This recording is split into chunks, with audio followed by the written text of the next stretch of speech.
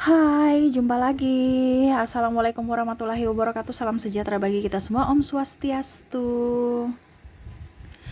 Hari ini saya mau reading untuk kalian bintang Pisces ya. Tema atau judul games kali ini Pisces adalah koneksi cinta NPD. Personality narcissistic personality disorder ya, atau NPD, dan juga apa pesan semesta untukmu yang terkoneksi dengan orang-orang NPD ya.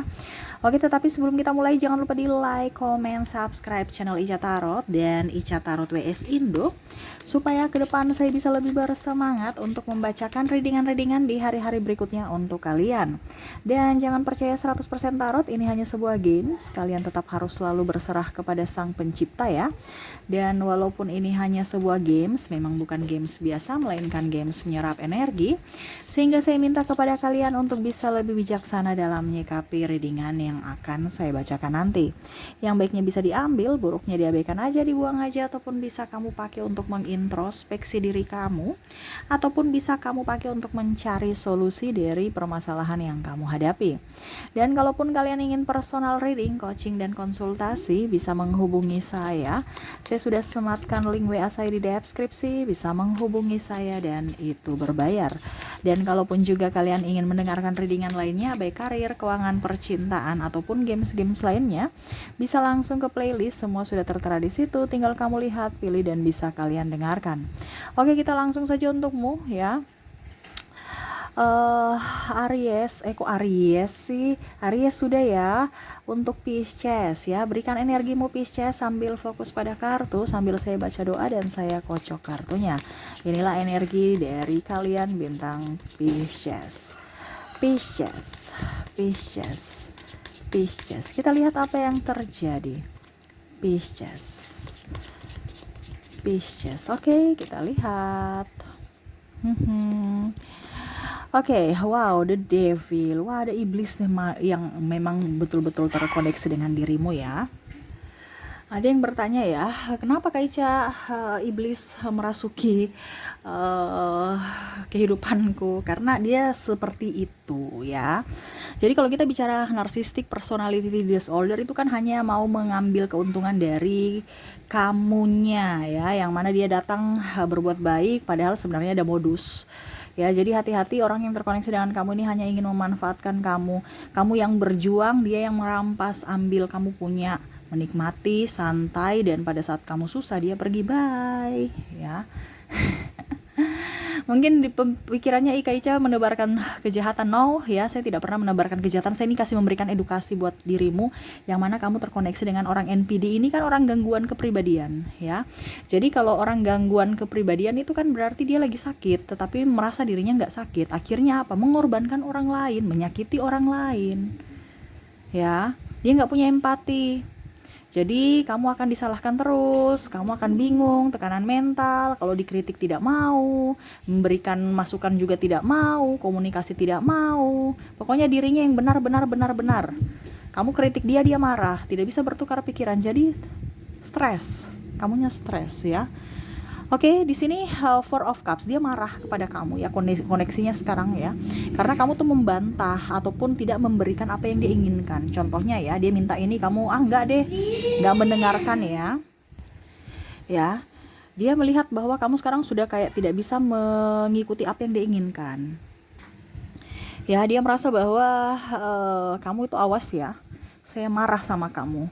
Kamu awas, nanti lihat saja pembalasanku. Ini ada beberapa mungkin sahabatmu atau orang di sekeliling kamu selain pasangan ya. Jadi ada beberapa yang terkoneksi dengan kamu nih, mungkin teman ya yang toksik ya, sehingga dia mau menjerumuskanmu. Entah dia membuat kamu sakit hati karena menyebarkan aib-aibmu. Ini pasangan juga ya, bisa kamu menyesuaikan saja.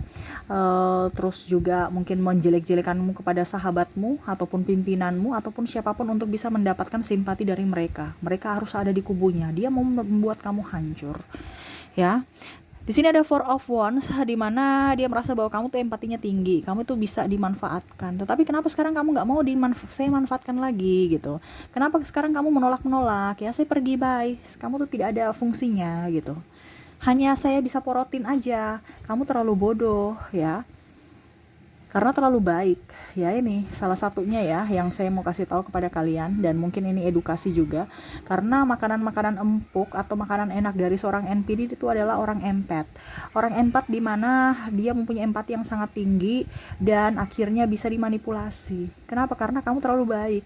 Orang terlalu baik itu sangat luar biasa, bisa artinya gini, orang yang sangat baik itu adalah orang yang bisa dimanipulasi oleh dirinya. Kenapa? Karena kamu berpikir positif terus. Ya, kita bisa berpikir positif untuk memancing energi positif untuk diri kita. Tetapi kalau kita berinteraksi dengan sesama, harus seimbang antara hati dan logika. Dia sudah membuatmu terluka, tapi kamu masih bertahan di situ. Berarti otomatis kan intinya kamu mengizinkan dirimu untuk disakiti oleh mereka. Itu logikanya seperti gitu. Dia datang untuk apa? Kamu membantunya, tapi pada saat dia sukses, bye.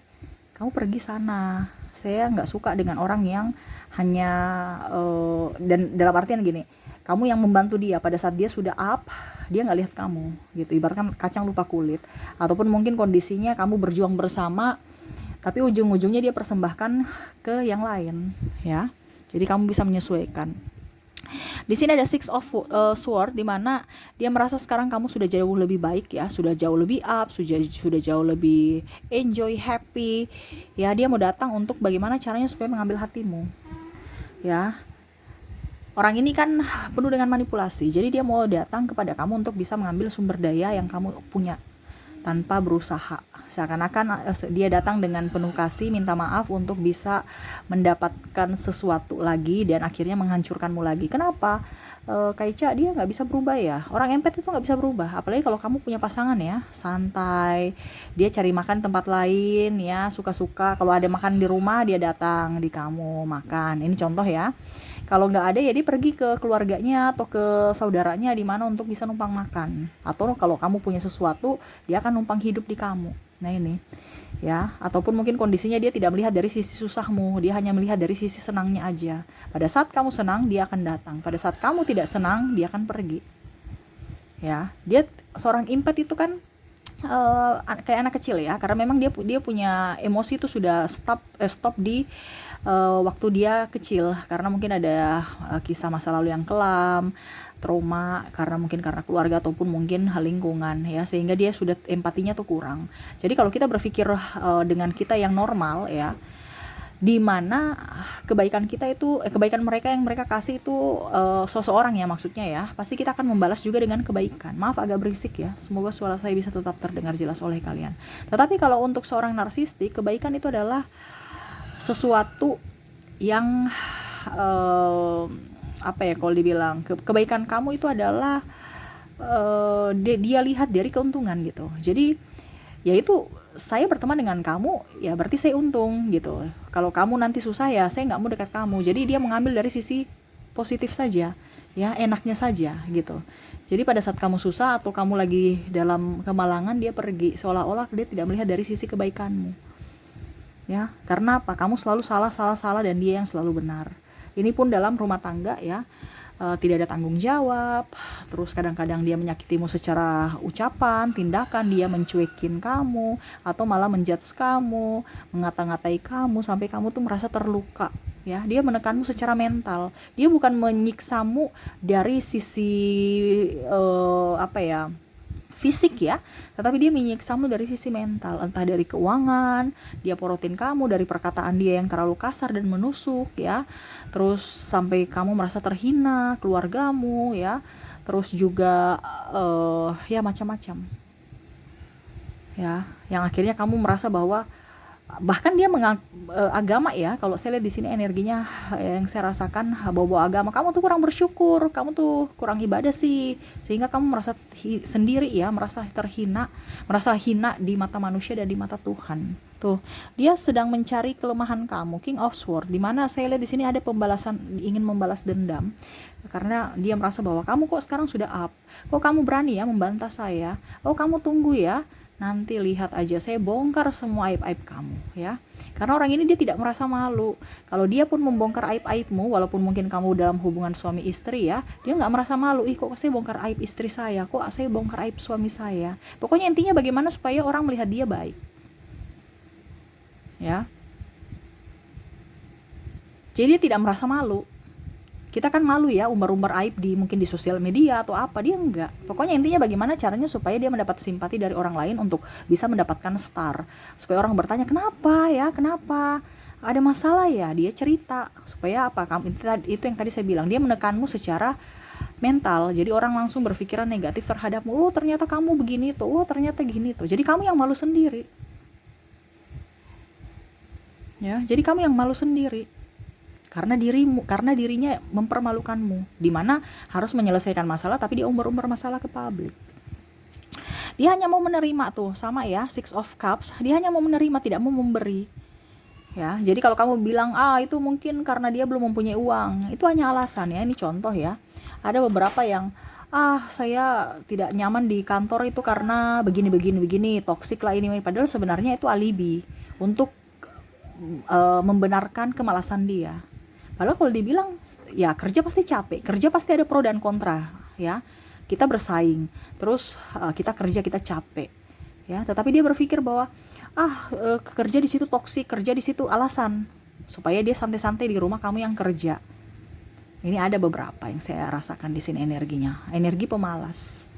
Jadi dia alasan banyak ini itu untuk apa? Membenarkan kemalasannya. Ya.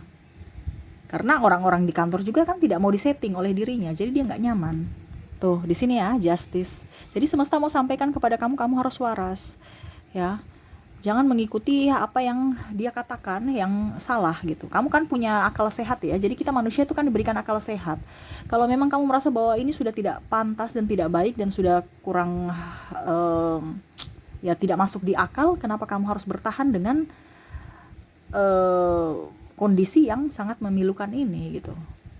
Bukan saya suruh kamu berpisah. Kalau kamu sudah berpisah, kalau kamu sudah berumah tangga, itu urusan kamu ya. Saya cuma di sini bicara secara mental. Ini edukasi buat kalian-kalian yang belum menikah. Jadi kalau belum menikah, ya kamu harus tahu dulu. Hati kamu kalau bilang tidak pantas, tidak baik, ya ikuti. Karena itu kan suara semesta, suara Tuhan. Jangan kamu karena cinta itu buta. Pada saat kamu sudah masuk jeratannya baru kamu sadar, oh ternyata saya dimanfaatkan tuh. Oh ternyata, tapi kamu sudah tidak bisa apa-apa. Mungkin karena kamu sudah terjerat dalam satu hubungan pernikahan, ataupun karena dia tahu bahwa kamu punya aib yang nanti kalau dia bongkar, ya kamu malu sendiri. Jadi kamu tetap bertahan bersamanya. Ya. Jadi hati-hati, kamu terkoneksi dengan orang yang sangat licik. Makanya tadi saya bilang di sini the devil.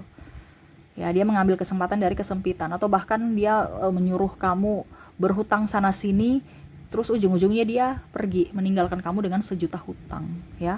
Karena dia ibaratkan dia mengorbankan orang lain gitu tanpa ada rasa bersalah. Contohnya kamu ambil hutang atas nama kamu, ujung-ujungnya kan kamu yang harus membayar. Kenapa? Karena atas nama kamu, jadi debt collector ataupun mungkin dari pihak bank ya, tinggal telepon kapan nih bayar tagihannya. Jadi kamu yang stres sendiri ya.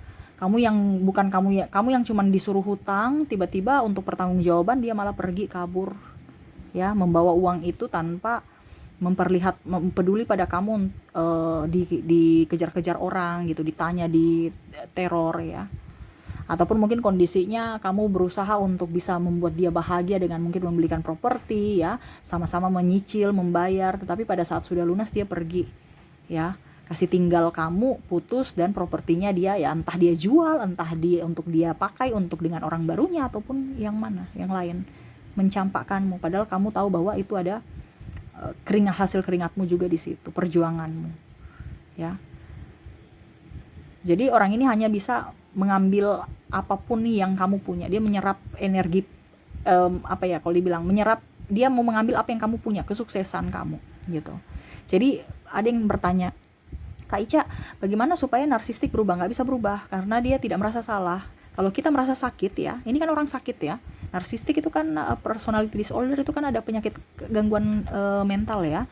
Atau kalau dibilang gangguan jiwa, tapi dia masih ada di grade-grade tertentu. Saya lihat di sini ada grade B, grade C ya. Tetapi ada beberapa grade F itu yang sudah terlalu luar biasa, itu hampir mau ke psikopat ya. Tapi kalau kita bicara narcissistic personality disorder, ini tidak melukaimu tadi ya, secara fisik tapi secara mental. Ya, jadi dia mencari bagaimana titik kelemahanmu secara mental supaya kamu tetap ada di bersama dia sebagai orang yang bisa dimanfaatkan. Nah itu ya. Jadi kalau dibilang berubah hanya Tuhan, karena dia nggak mau berubah, ya karena dia merasa diri paling hebat, paling benar. Ya, dan dia tidak merasa sakit. Jadi ngapain saya pergi ke psikolog, ngapain saya pergi ke dokter, nggak ada. Saya baik-baik saja. Jadi hanya Tuhan, ya. Dan dia bisa menusukmu dari belakang, membuat dia kayak macam seolah-olah kamu tuh yang sudah gila baru bilang saya gila. Nah ini, jadi kalau kita dekat-dekat dengan orang yang seperti gitu ya, mental kita juga kan dipacu untuk stres ya. Dan harus kuat. Kalau kamu nggak kuat ya bahaya, bisa kamu sakit, bahkan kamu bisa menjadi orang yang depresi ya. Dan kalau ditanya lagi, Kaica apakah dia mencintaiku? Tidak, dia mencintai apanya kamu gitu. Kamu punya apa, saya akan cintai ya. Tapi itu semua bohong. Untuk cinta-cinta itu bohong, karena dia nggak punya empati ya. Dan kalau untuk apa dibilangnya, ada sesuatu dari kamu, makanya dia baik-baikin kamu. Pada saat dia tidak mempunyai apa-apa, ya dia pergi, see you, bye ya. Syukur-syukur kalau dia kembali lagi. Tapi memang see you goodbye ini artinya kita akan berjumpa lagi. Saat ini saya meninggalkanmu dan kita akan berjumpa lagi, tapi pada saat kondisi kamu sudah membaik. Pada saat kamu terpuruk, saya nggak mau gitu. Jadi dia hanya mau mendekati orang-orang yang kaya, hanya mendekati orang-orang yang sukses, orang yang mapan. Untuk apa? Untuk bisa numpang hidup, numpang popularitas, dan numpang segalanya ya. Dan bahkan mengambil gitu ya. Jadi jangan berpikir dia akan berubah, nggak akan ya, karena dia merasa dirinya paling hebat, paling benar. Keluarganya pun atau orang tuanya pun memberikan masukan atau siapapun ya, dia tidak akan dengar. Dia orangnya pembangkang. Kenapa? Karena merasa diri hebat gitu ya. Dan kalau ada yang bertanya lagi, Kaica, apa dibilangnya, NPD itu dia punya belas kasih tidak terhadap orang-orang? Nggak ada. Makanya saya bilang, dia berani meninggalkanmu hanya melihat dari sisi burukmu, dia tidak melihat dari sisi kebaikanmu ya. Jadi kalau kamu berusaha untuk bisa menyembuhkan dia, ya percuma. Kamu akan menyia-nyiakan hidupmu bertahun-tahun untuk orang yang tidak mau sembuh gitu ya. Jadi percuma, kasihan dirimu, kasihan mentalmu. Bukan saya menyuruh kamu pergi, tapi kamu yang harus bisa menentukan sikapmu untuk kebahagiaanmu, karena kamu akan menjadi pribadi yang bahagia, pribadi yang mandiri, pribadi yang sukses kalau dirimu waras. Kalau dirimu sudah tidak waras bersama dia, ibaratkan mentalmu sudah down ya, ini kan kita nggak bisa berpikir lagi. Kalau kita merasa sedih berkepanjangan, hidup tersiksa, apa itu kan kita nggak bisa berpikir secara jernih. Nah itu yang dia serang. Dan bagaimana caranya supaya narsistik menderita, Kaica? Ya kamu harus sukses dong. Kamu gak usah bikin dia menderita. Kamu gak usah berpikir bagaimana caranya supaya saya balas dendam. Gak usah. Kamu membuang-buang waktu. Karena kalau kamu mau menyakiti narsistik, dia mempunyai 1000 cara untuk bisa menaklukkan kamu gitu, akan mengalahkan kamu. Jadi kamu gak usah memikirkan bagaimana caranya dia sedih. Yang kamu pikirkan bagaimana caranya supaya kamu sukses dan dia akan sedih sendiri ya. Karena dia pasti akan datang kepadamu dan kamu menolaknya. Dia takut penolakan.